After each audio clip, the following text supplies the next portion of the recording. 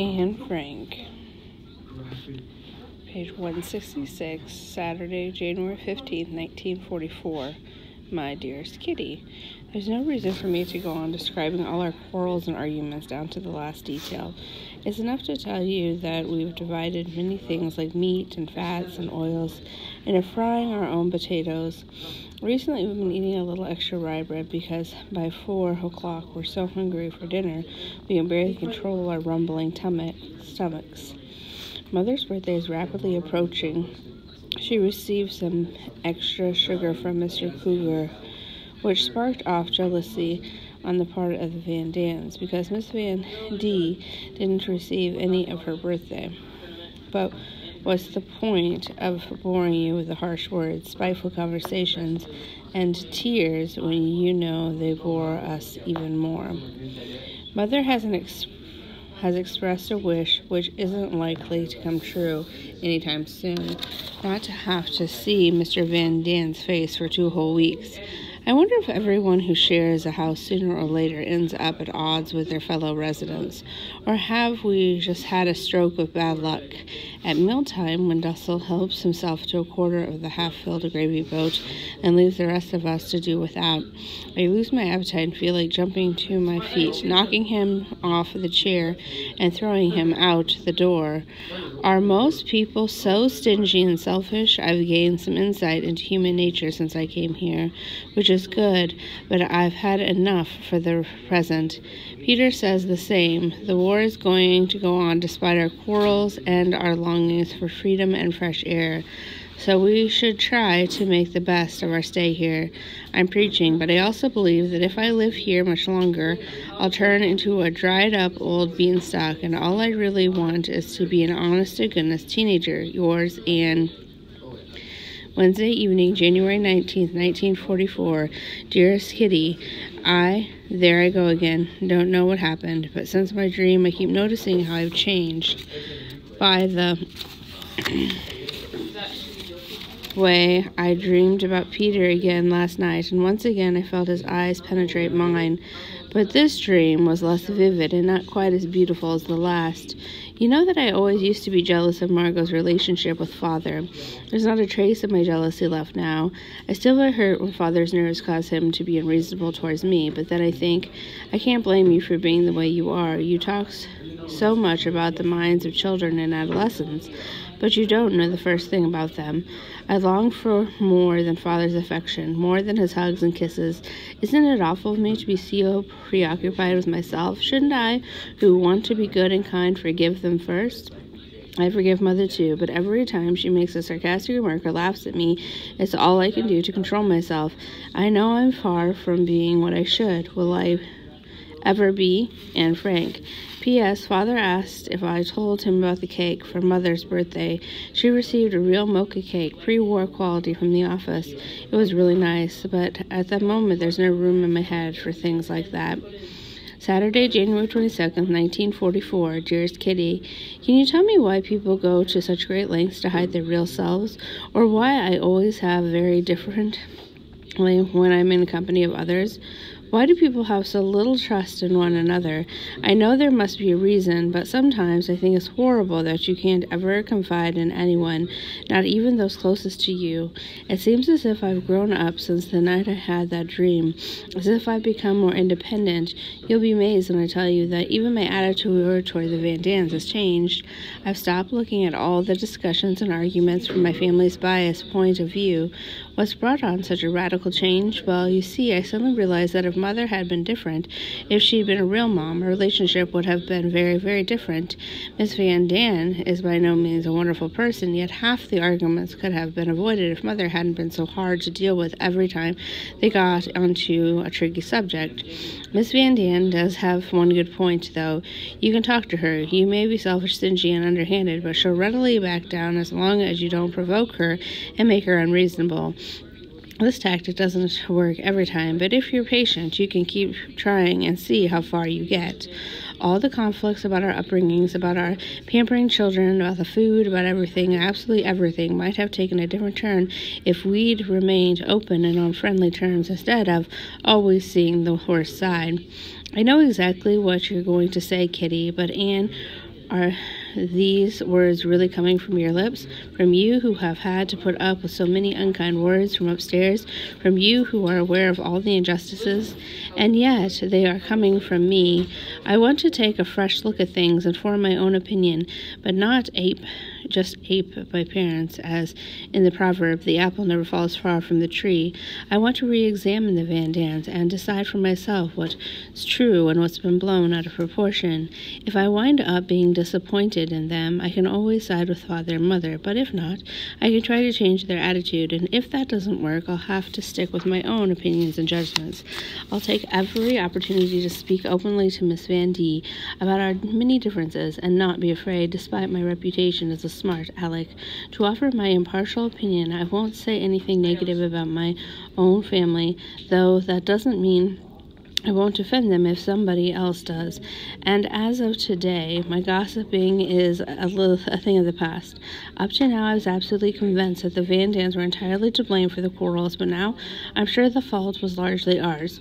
We were right as far as the issues were concerned, but intelligent people such as ourselves should have more insight into how to deal with others. I hope I've got at least a touch of that insight, and that I'll find an occasion to put it to use. Yours, Anne. Monday, January 24th, 1944. Dearest Kitty, a very strange thing has happened to me. Actually, happened isn't quite the right word. Before I came here, whenever anyone at home or at school talked about sex, they were either secretive or disgusting.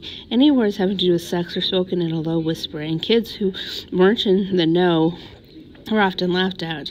That struck me as odd, and I often wondered why people were so mysterious or obnoxious when they talked about the subject. But because I couldn't change things, I said as little as possible or asked my girlfriends for information. After I learned quite a lot, Mother once said to me, Anne, let me give you some good advice. Never discuss this with boys, and if they bring it up, don't answer them. I still remember my exact reply. No, of course not, I exclaimed. Imagine. And nothing more was said. When we first went into hiding, Father often told me about things I'd rather have heard from Mother, and to learn the rest from books or things I picked up in conversations. Peter Van Dam wasn't ever as obnoxious about the subject as the boys at school, or maybe just once or twice in the beginning, though he wasn't trying to get me to talk. Miss Van Dam once told us she'd never discussed these matters with Peter, and as far as she knew, neither had her husband. Apparently, she didn't even know how much Peter knew or where he got his information. Yesterday, when Margot, Peter, and I were peeling potatoes, the conversation somehow turned to a Boucher. We're still not sure whether Boucher is a boy or a girl. Are we? I asked. Yes, we are, he answered. Boucher is a tomcat. I began to laugh. Some tomcat if he's pregnant. Peter and Margot joined in the laughter. You see, a month or two ago, Peter informed us that Boucher was sure to have kittens before long because her stomach was rapidly swelling. However, Boucher's fat tummy turned out to be due to a bunch of stolen bones. No kittens were going inside, much less about to be born. Peter felt called upon to defend himself against my accusations. Come with me. You can see for yourself. I was horsing around with the cat one day, and I could definitely see it was a he. Unable to restrain my curiosity, I went with him to the warehouse. Boucher, however, wasn't receiving visitors at that hour and was nowhere in sight. We waited for a while, but when it got cold, we went back upstairs. Later that afternoon, I heard Peter go downstairs for the second time. I mustered the courage to walk through the silent house by myself and reach the warehouse. Boucher was on the packing table playing with Peter, who was getting ready to put him on the scale and weigh him. Hi, do you want to have a look? Without any preliminaries, he picked up the cat, turned him over on his back, deftly held his head and paws, and began the lesson. This is the male sexual organ. These are a few stray hairs, and that's his backside. The cat flipped himself over and stood up on his little white feet. If any other boy had pointed out the male sexual organ to me, I would never have given him a second glance. But Peter went on talking in a normal voice about what is otherwise a very awkward subject. Nor did he have any ulterior motives. By the time he'd finished, I felt so much at ease that I started acting normally too. We played with Boucher, had a good time, chatted a bit, and finally sauntered through the long warehouse to the door. Were you there when Moochie was fixed? Yeah, sure, it doesn't take long. They give the cat an anesthetic, of course. No, they take something out. No, the vet just snips the tubes. There's nothing to see on the outside. I had to get up the nerve to ask a question since it wasn't as normal as I thought. Peter, the German word Gestil means sexual organ, doesn't it? But then the male and female ones have different names. I know that. The female one is a vagina, and I know, but I don't know what it's called in males. Oh, well, I said, how are you supposed to know these words? Most of the time you just come across them by accident. Why, wait, I'll ask my parents. They know more than I do, and they've had more experience. We were already on the stairs, so nothing more was said. Yes, it really did happen. I'd never have talked to a girl about this in such a normal tone of voice. I'm also certain that this boy isn't what Mother meant when she warned me about boys. All the same, I wasn't exactly my usual self for the rest of the day. When I thought back to our talk, it struck me as odd, but I've learned at least one thing. There are young people, even those of the opposite sex, who can discuss these things naturally without cracking jokes. Is Peter really going to ask his parents a lot of questions? Is he really the one he seen yesterday? Oh, what do I know? Yours, Anne. Friday, January 28th, 1944. Dearest Kitty, in recent weeks I have developed a great liking for family trees and the genealogical tables of royal families. I've come to the conclusion that once you begin your search, you have to keep digging deeper and deeper into the past, which leads you to even more interesting discoveries. Although I'm extremely diligent,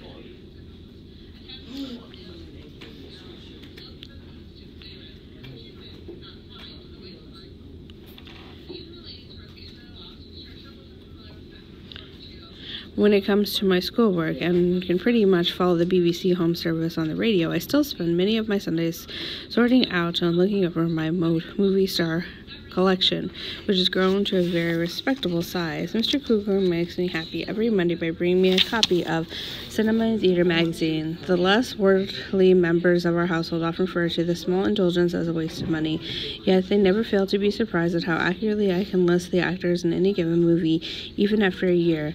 Bapu often goes to the movies with her boyfriend on her day off, tells me on Saturday the name of the show they're going to see, and I then proceed to rattle off the names of leading actors and actresses in the reviews. Mom has recently remarked that I wouldn't need to go to the movies later on because I know all the plots and the names of the stars in the reviews by heart. Whenever I come sailing in with a new hairstyle, I can read the disapproval on their faces, and I can be sure someone will ask which movie star I'm trying to imitate. My reply, that is my own invention, is greeted with skepticism. As for the hairdo, it doesn't hold its set for more than half an hour. By the time I'm so sick and tired of their remarks that I race to the bathroom, restore my hair to its normal mass of curls. Yours, Anne. Friday, January 28th, 1944. Dearest Kitty, this morning I was wondering whether you ever felt like a cow, having to chew my stale news over and over again until you're so fed up with the monotonous fare that you yawn and secretly wish Anne would dig up something new. Sorry, I know you find it dull as dishwater, but imagine how sick and tired I am of hearing the same old stuff.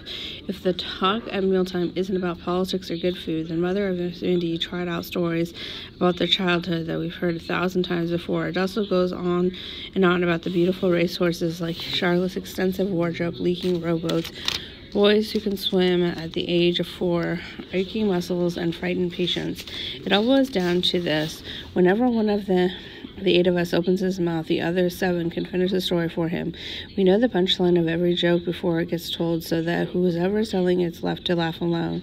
The various milkmen, grocers, and butchers of the 2 former housewives have been praised to the skies or run into the ground so many times that our imagination they've grown as old as Methuselah. There's absolutely no chance of anything new or fresh being brought up for discussion in the annex. Still, oh, this might be bearable if only the grown-ups weren't in the habit of repeating the stories we hear from Mr. Kleiman, Jan, or Meep, each time embellishing them with a few details of their own, so that I often have to pinch my arm under the table to keep myself from setting the enthusiastic storyteller on the right track. Little children such as Anne must never ever correct their elders, no matter how many blunders they make or how often they let their imaginations run away with them. Jan and Mr. Kleiman love talking about people who have gone underground or into hiding. They know we're eager to hear about others in our situation, and that we truly sympathize with the sorrow of those who have been arrested, as well as the joy of prisoners who have been freed. Going underground or into the hiding has become a routine as the proverbial pipe and slippers that used to wait the man on the house after a long day at work. There were many resistance groups such as Free Netherlands that forge identity cards, provide financial support to those in hiding, organize hiding places, and find work for young Christians who go underground. It's amazing how much these generous and unselfish people do, risking their own lives to help and save others. The best example of this is our own helpers, who have managed to pull us through as far and will hopefully bring us safely to shore, because otherwise they'll find themselves sharing the fate of those they're trying to protect. Never have they uttered a single word about the burden we must be. Never have they complained that they're too much trouble. They come upstairs every day and talk to the men about business and politics, to the women about food and wartime difficulties, and to the children about books and newspapers. They put on their most cheerful expressions, bring flowers and gifts for birthdays and holidays, and are always ready to do what they can. That's something we should never forget. While others display their heroism in battle or against the Germans, our helpers prove theirs every day by their good spirits and affection. The most bizarre stories are making the rounds, yet most of them are really true. For instance, Mr. Kleinman reported this week that a soccer match was held in the province of Gelderland. One team consisted entirely of men who had gone underground, and the other of 11 military policemen. In Hilversum, new registration cards were issued. In order for many people in hiding to get their rations, you have to show this card to obtain your ration book, or else pay 60 guilders a book. The registrar asked all those hiding in the district to pick up their cards at a specified hour, when the documents could be collected at a separate table. All the same, you have to be careful that the stunts like these don't reach the ears of the Germans. Yours, Anne. Sunday, January 30th, 1944. My dearest Kilt, another Sunday has rolled around. I don't mind them as much as I did in the beginning, but they're boring enough. I still haven't gone to the warehouse yet, but maybe sometime soon. Last night, I went downstairs in the dark all by myself after having been there with Father a few nights before. I stood at the top of the stairs while German planes flew back and forth, and I knew I was on my own, that I couldn't count on others for support. My fear vanished. I looked up at the sky and trusted in God. I have an intense need to be alone. Father has noticed I'm not my usual self, but I can't tell him what's bothering me. All I want to do is scream, "Let me be, leave me alone." Who knows? Perhaps the day will come when I'm left more than I like. Anne Frank. Thursday, February 3rd, 1944. Dearest Kitty, invasion fever is mounting daily throughout the country.